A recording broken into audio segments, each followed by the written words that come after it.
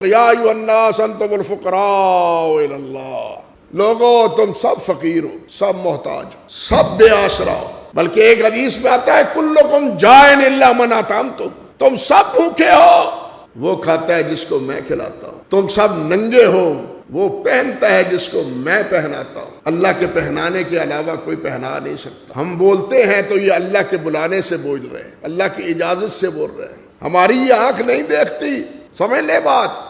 اگر یہ آنکھ ہی دیکھتی ہوتی اللہ اکبر تو بدر کے میدان میں صحابہ کو کفار کا لشکر کم نظر نہ آتا اور کفار کو صحابہ کا لشکر زیادہ نظر نہ آتا۔ اگر انسان کی نگاہ دیکھتی، سورۃ انفال کی ابتدا پڑھ کے دیکھے کیا بتلایا اللہ سبحانہ و تعالیٰ نے کہ صحابہ کی نگاہ میں کفار کو میں نے قلیل دکھایا اور کفار کی نگاہ میں نے صحابہ کرام کو کثیر بنا کے دکھایا۔ یہ دکھانے والا کون ہے؟